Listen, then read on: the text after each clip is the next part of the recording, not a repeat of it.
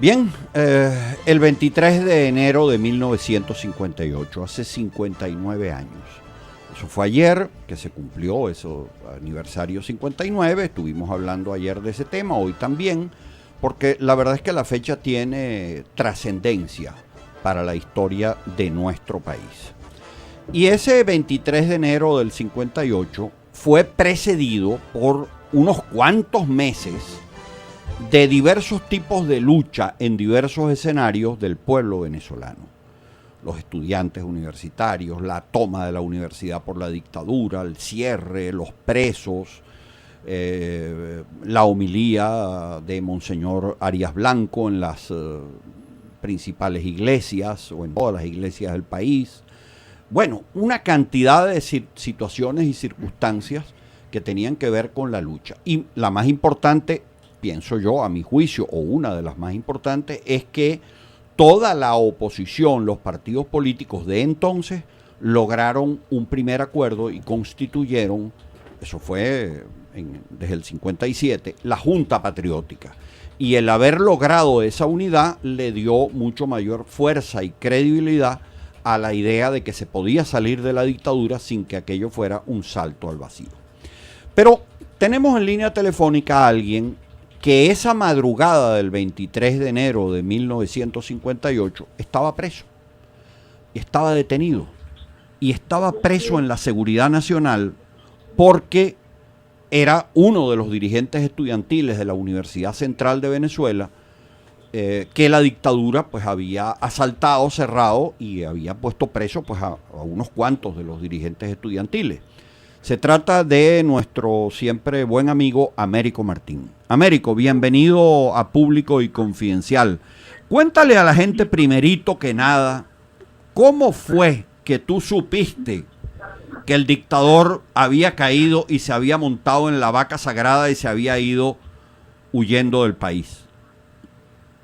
Bueno, desde el punto de vista de la personal, yo te puedo decir, o les puedo decir, estimados radio oyentes, yo estaba preso en la cárcel del Obispo y de ahí vimos un avión en medio del ruido de las manifestaciones, de los disparos de la Guardia Nacional desde la cárcel del Obispo hacia las montañas.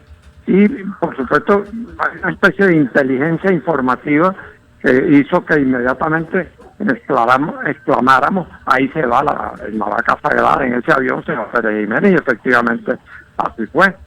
Eso fue, yo he dicho que esta fecha es la más importante, una de las más importantes en la historia de Venezuela, por varias lecciones imperecederas. Piensen ustedes que muchas fechas importantes en su época dejan de mencionarse con el tiempo, como ocurre, por ejemplo, con el 14 de febrero, o cualquier otra de esas.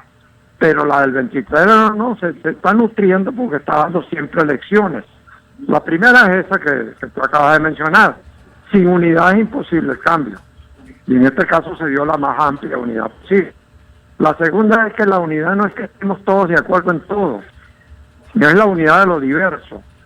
Es la única unidad posible, porque la unidad es que basada en que todos pensemos iguales es como que si fuéramos un solo partido que no refleja la diversidad nacional y no tiene representatividad nacional. Ese fue el primer caso de una unidad de lo diverso, 4 partidos que representaban 4 corrientes del pensamiento universal. En tercer lugar, no renunció nadie a sus aspiraciones, todos podían ser candidatos presidenciales, eso era muy bueno, pero depusieron ese interés inmediato buscando la salida de la dictadura de Pérez Jiménez. Ahora, yo quiero decirles algo que pasa por alto. Lo que se quería eran unas elecciones en ese momento, porque se había vencido el periodo de Pérez Jiménez y había que convocar elecciones como estaba en la Constitución, y se reclamó las elecciones.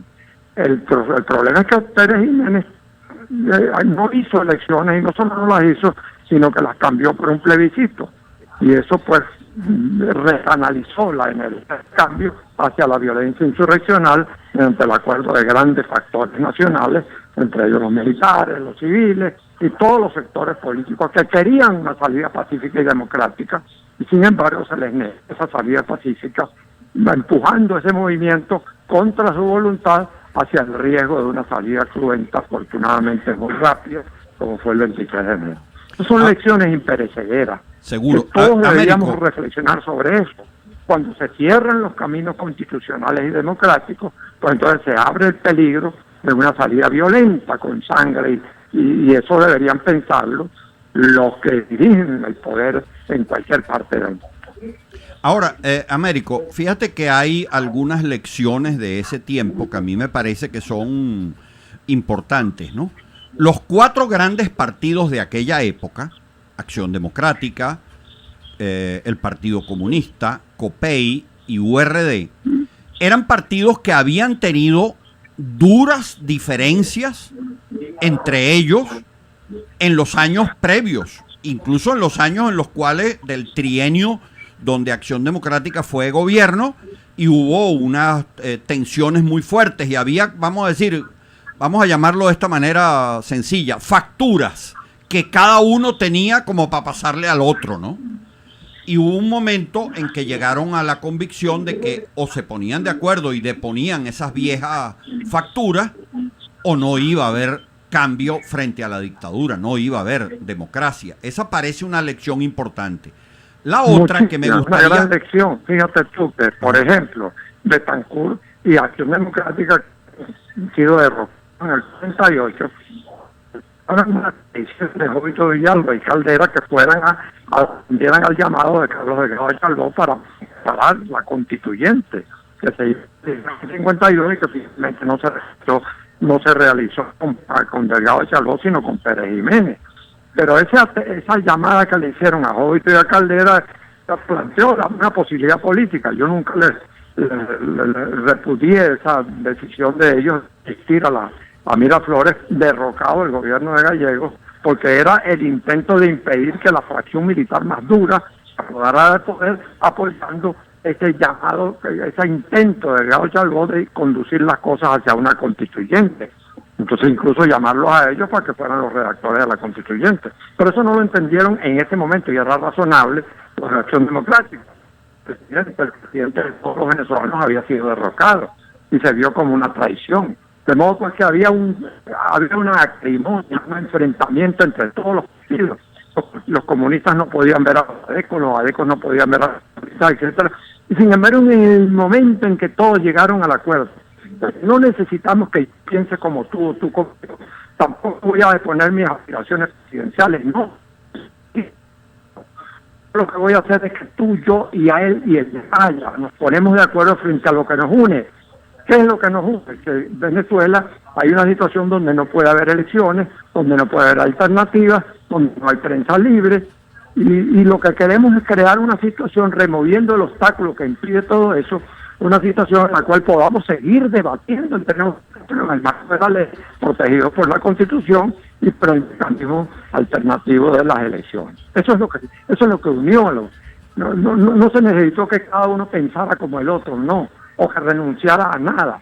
Ahora, es una cosa que actualmente, si que quisiéramos aplicar un símil, porque la sociedad es más compleja. Antes, en la época de Pérez Jiménez, no se sabía lo que era la sociedad civil y eso no existía. Ese concepto no se utilizaba. Todas las energías nacionales se canalizaban a través de los partidos. Posteriormente, pues a la caída de la dictadura y precisamente por el regreso de la democracia, se generó este movimiento enorme y necesario que es la sociedad civil. Esa sociedad civil no puede ser excluida a la hora de las decisiones. Y por eso engranarla junto con los partidos crea muchas complicaciones prácticas, pero son las complicaciones que hay que saber asumir, es una dirección lúcida.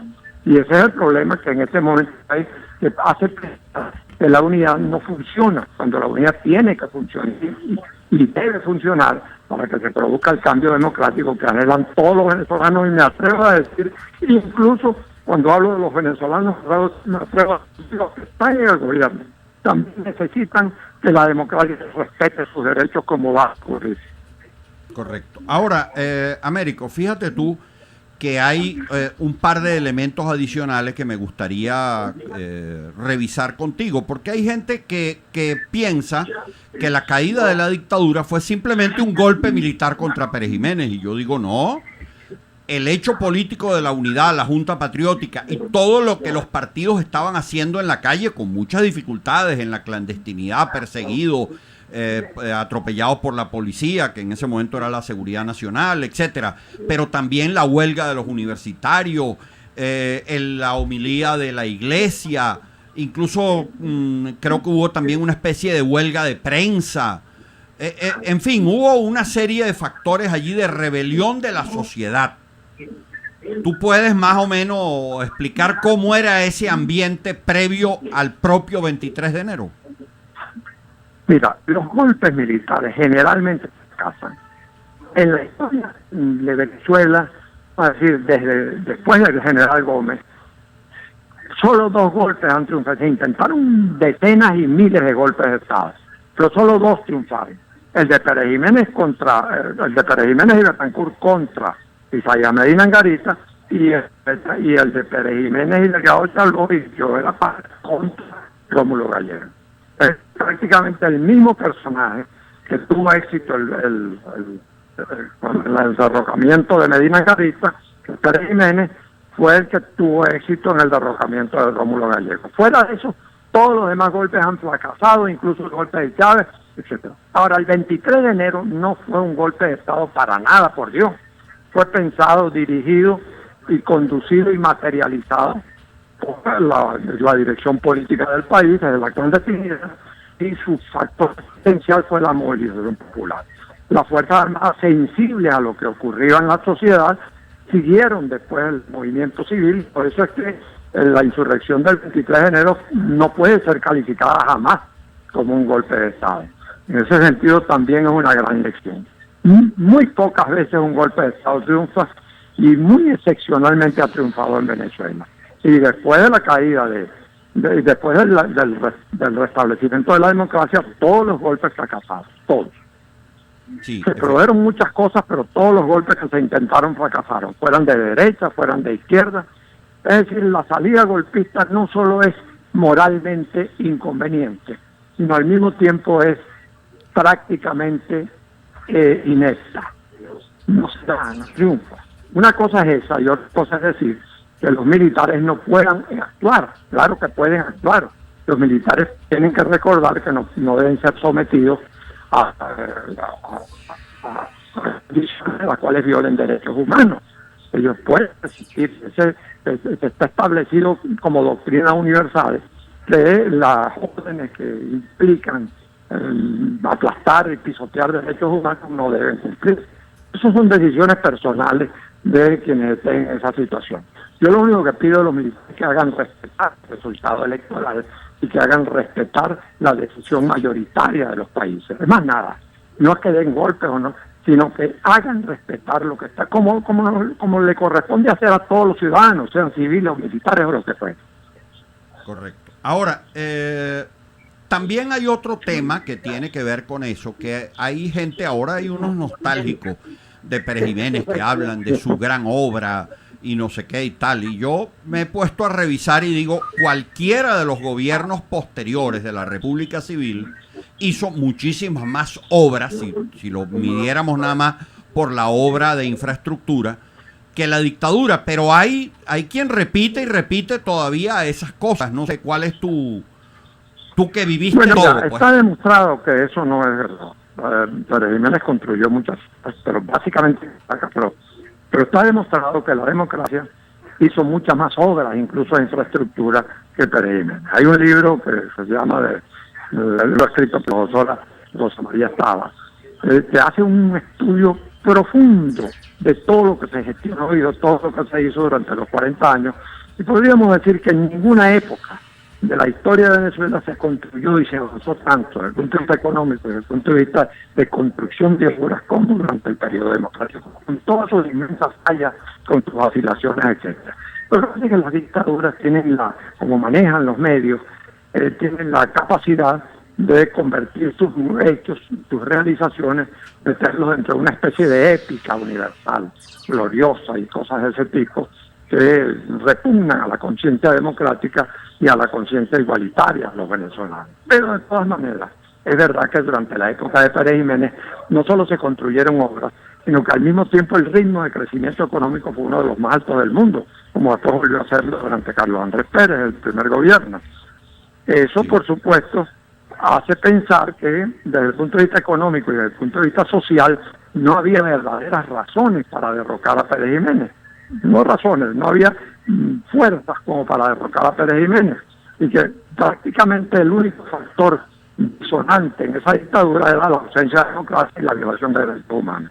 Eso es una prueba y un testimonio extraordinario del valor y potencial de nuestro pueblo, que por simplemente menoscabo democrático produjo una insurrección de tanto alcance como la del 23. Ahora, en Venezuela, en la actualidad, hay muchísimos problemas de todo tipo, como todos saben. Y bueno, lo ideal, lo deseable es que la salida sea democrática, constitucional, pacífica. Y el gobierno tiene en sus manos la posibilidad de hacerlo. Y, por supuesto, para hacerlo, tiene que restablecer la democracia menoscabada que tenemos a la vista por la acción represiva brutal del actual gobierno. No, pues la salida tiene que ser una salida constitucional legal. Y afortunadamente, como el pensamiento universal se ha globalizado alrededor de la democracia, se ha desarrollado mucho la dimensión del respeto a los derechos humanos. El derecho internacional es humanitario, el derecho penal es humanitario, y los organismos internacionales sobreponen al viejo principio de no intervención el principio de que todos somos seres humanos, y en consecuencia la defensa de los derechos humanos prevalece sobre el principio de no intervención. Por esa razón es que hay tanta preocupación internacional en este momento por la situación de Venezuela, que no la existía en la época de Pérez Jiménez. Eso no era un factor